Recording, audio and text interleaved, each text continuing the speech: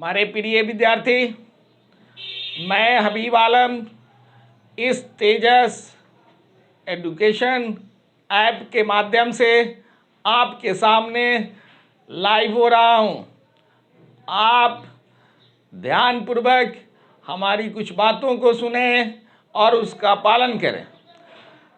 मैं आपको बायोलॉजी से संबंधित बातें करूँगा और आपको बताऊँगा कि बायोलॉजी पढ़ना कितना ज़रूरी है और यह बायोलॉजी आपके परीक्षा में पूछे गए प्रश्नों का उत्तर देने में कितना सहायक होगा।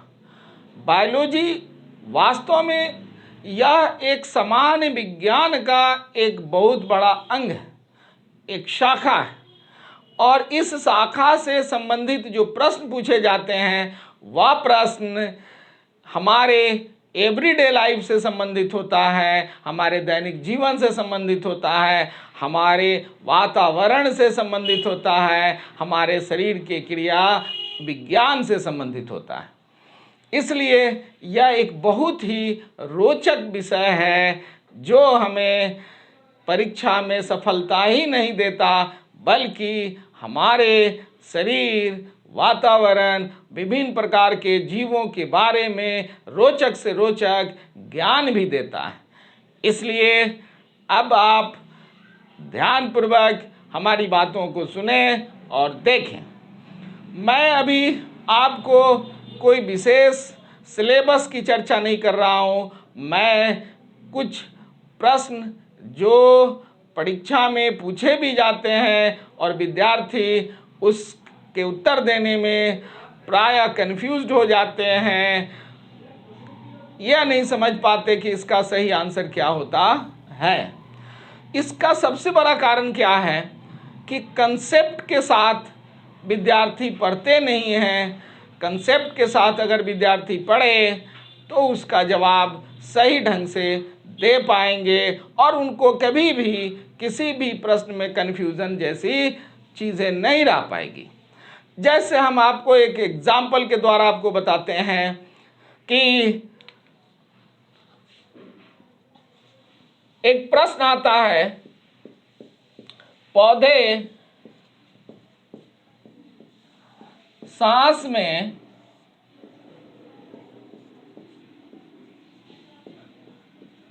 कौन गैस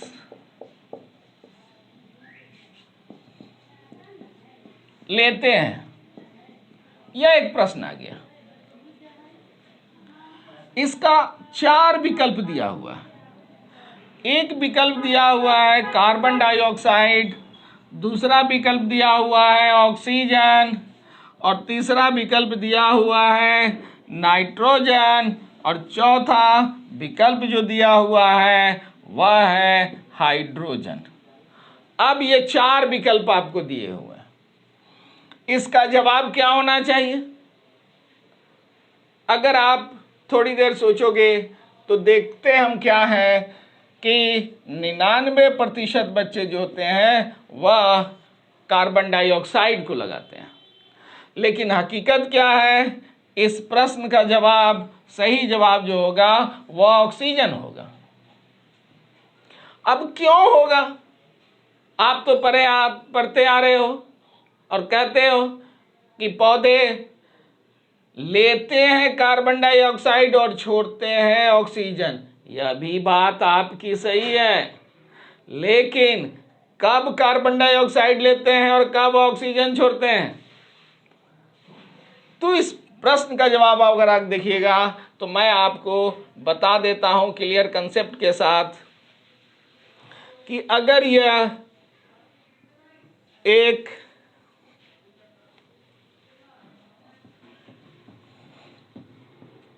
पौधे का पत्ता है,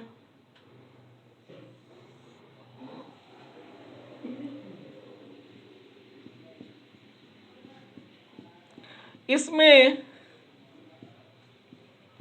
छोटे छोटे छिद्र पाए जाते हैं।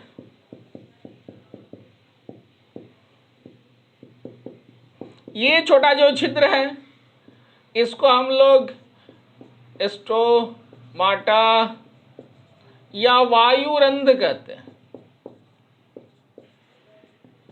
यही गैसों का विनिमय करता है, एक्सचेंज यही करता है, लेना देने का काम यही करता है। तो कार्बन डाइऑक्साइड ये लेगा और ऑक्सीजन छोड़ेगा। ये काम ये करता है प्रकाश संश्लेषण के समय।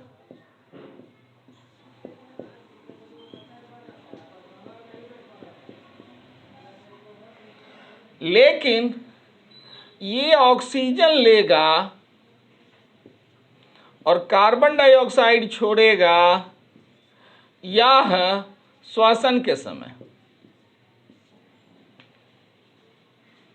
तो एक प्रश्न मैंने आपको यहां डाला जिसमें हमारे बच्चों को थोड़ी परेशानी होती है और इसमें लोग गलती कर ही डालते हैं। एक दूसरा प्रश्न हम आपको डालते हैं। अब दूसरे प्रश्न को देखिए जरा सा।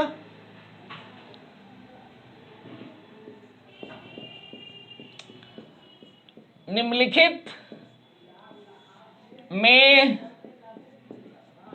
स्तनधारी नहीं है, अर्थात इसमें विकल्प दिया रहेगा और आपसे पूछा जाएगा कि बताइए कि कौन स्तनधारी नहीं है। निम्नलिखित में स्तनधारी नहीं है, आपको यह प्रश्न दिया हुआ है। ऑप्शन देखिए दिया हुआ है, बैल,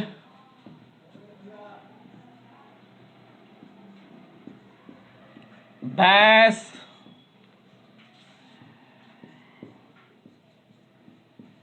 हाथी और डी में दिया हुआ है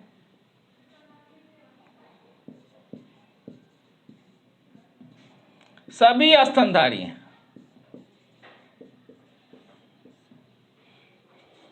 यह प्रश्न आपको दे दिया। अब आप इस प्रश्न का जवाब क्या दोगे? तो हमने देखा है कि इसमें अधिकतर बच्चे जो जवाब दिए उसमें उन्होंने कहा कि बैल स्तनधारी नहीं है। लेकिन आप जान लीजिए कि यह जो तीनों हैं, बैल, भैंस और हाथी, ये तीनों के तीनों स्तनधारी हैं।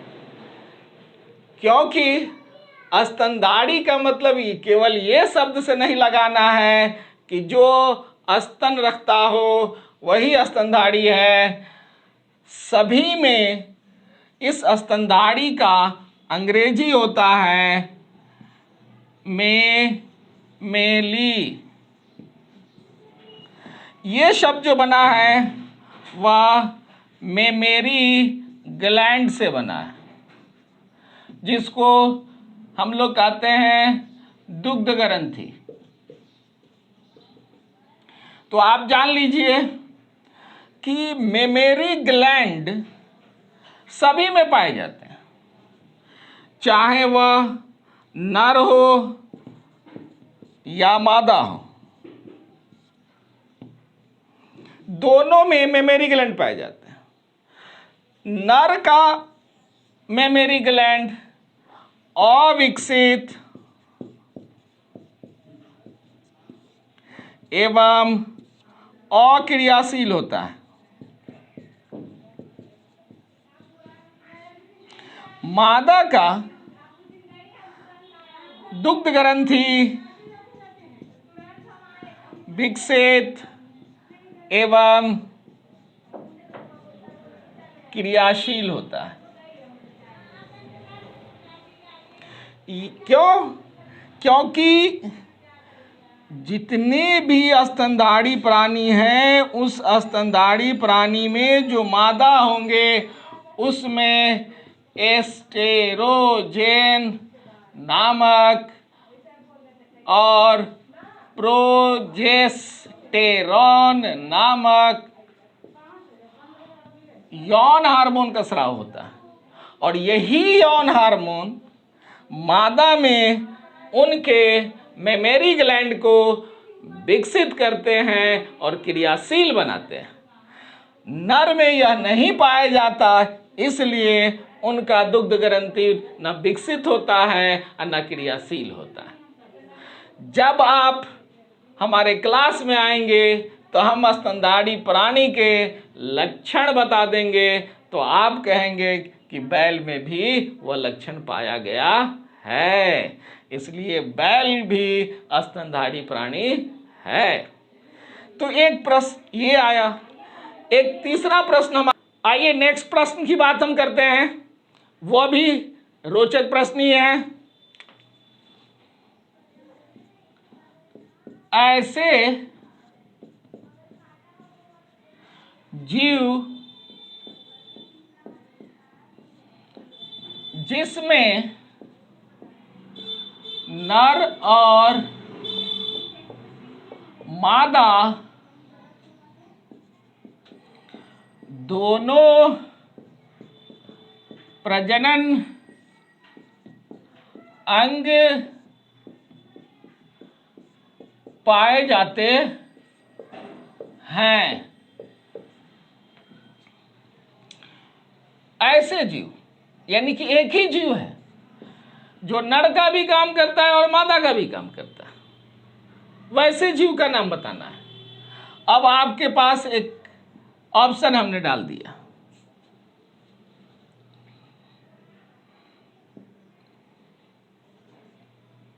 मधुमक्खी,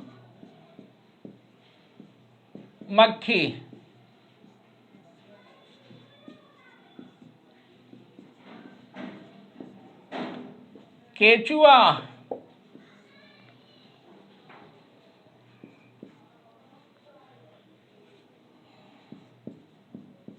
सांप, और डी में दिया हुआ है ऑक्टोपस। अब इसमें प्रश्न जब आता है तो देखा जाता है अधिकांश बच्चे ऑक्टोपस की बात कर देते हैं, लेकिन इसका सही आंसर जो होगा वह केचुआ होगा, क्योंकि केचुआ जिसको अर्थवर्म कहते हैं, अगर ये केचुआ है तो इस केचुआ में ये खंडित खंडित होगा। इस केचुआ का 13वां खंड जो होगा वह नर का काम करेगा और इस केचुआ का 18वां खंड जो होगा वह मादा का काम करता है।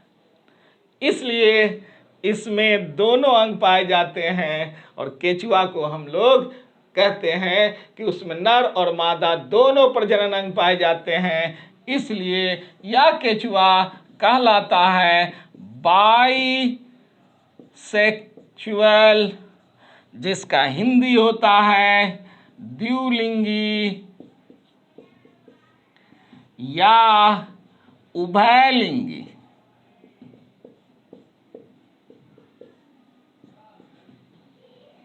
तो ऐसे प्रश्न आपके सामने हम लेकर आएंगे जो आपको रोचक भी लगेंगे, और बहुत सारे एग्जाम में जब इस तरह के प्रश्न डाल देंगे तो आप कंफ्यूज कर जाते हो।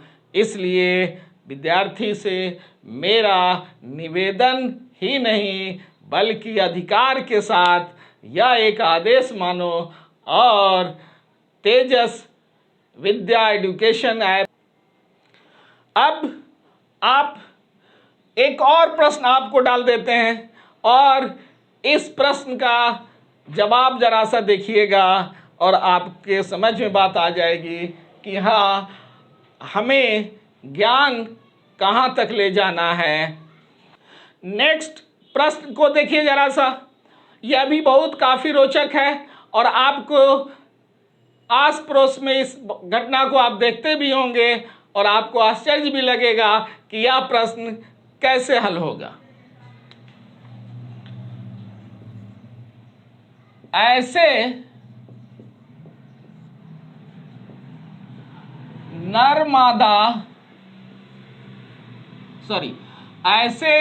नर स्तनधारी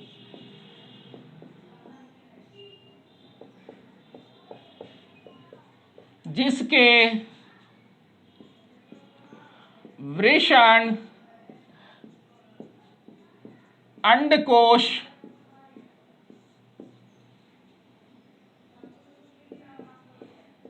शरीर के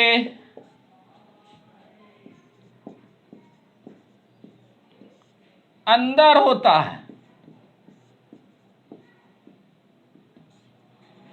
यानी कि एक ऐसे स्तनधारी प्राणी का नाम बताना है जो नर है, क्योंकि हम आपको बता दिए कि बैल भी स्तनधारी है और गाय भी स्तनधारी है।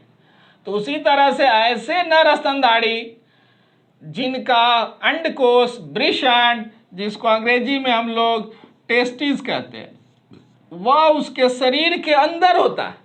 बाकी जितने नर होते हैं सबका टेस्टिस शरीर से बाहर होता है।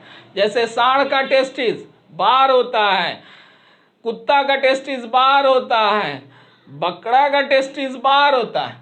लेकिन ऐसे नर बताइए जिसका टेस्टिस शरीर के अंदर होता है। ऑप्शन हमने दिया चूहा। बी में हमने आपको दिया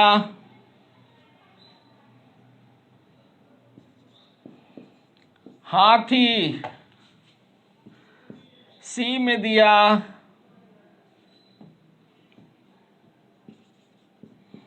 घोड़ा और डी में दिया कोई नहीं। आप बताइए इसका प्रश्न क्या होगा, इस प्रश्न का उत्तर क्या होगा? तो हमने देखा है कि बहुत सारे बच्चे कहा कि सर इसका आंसर डी होगा, लेकिन आप जरा सा ध्यान से देखोगे तो हाथी एक ऐसा नर है जिसका टेस्टिस शरीर के अंदर होता है, वो उसका बाहर नहीं होता। अगर वो बाहर होता तो उसके लिए वो एक समस्या बन जाती।